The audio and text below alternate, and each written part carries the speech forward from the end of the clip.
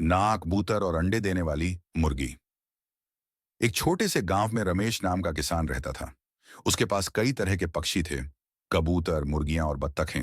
लेकिन उसकी सबसे प्रिय थी एक सफेद मुर्गी, जिसे वह लाली कहता था। लाली हर दिन अंडे देती थी और रमेश उन्हें बेचकर अपनी रोजी रोटी कमाता था। रमेश के घर के आंगन में एक पुराना पीपल का पेड़ था, जिस पर एक कबूतर का जोड़ा रहता था। वे बहुत खूबसूरत थे, एक सफेद और एक हल्के भूरे रंग का।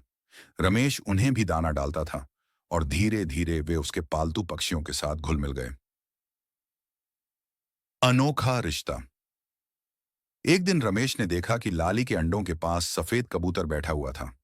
पहले तो उसे अजीब लगा, लेकिन फिर उसने सोचा कि शायद कबूतर को गर्मी चाहिए होगी। धीरे धीरे यह रोज की बात हो गई।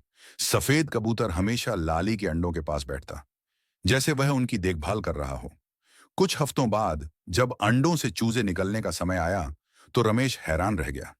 3 अंडों में से 2 से सामान्य मुर्गी के बच्चे निकले, लेकिन तीसरे से निकला एक छोटा सफेद पक्षी, जो दिखने में कबूतर जैसा लग रहा था, लेकिन उसकी चोंच मुर्गी जैसी थी। अडरन, करखनियन, गांव में हलचल। यह देखकर गांव के लोग अचंभित रह गए। क्या यह कबूतर का बच्चा है या मुर्गी का? लोग आपस में चर्चा करने लगे। कुछ लोगों ने कहा कि यह भगवान का चमत्कार है, तो कुछ बोले कि यह किसी जादू का असर है। रमेश खुद भी उलझन में था, लेकिन वह उस अनोखे बच्चे का अच्छे से ख्याल रखने लगा। समय के साथ वह पक्षी बड़ा होने लगा।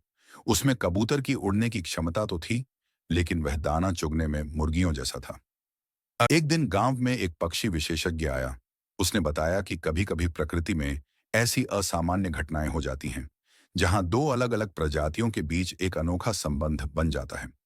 यह बच्चा शायद कबूतर और मुर्गी की दोस्ती का नतीजा है, उसने कहा। रमेश ने मुस्कुराकर उस बच्चे को गोद में उठा लिया और बोला, चमत्कार हमारे आसपास ही होते हैं, बस हमें उन्हें समझने की जरूरत है।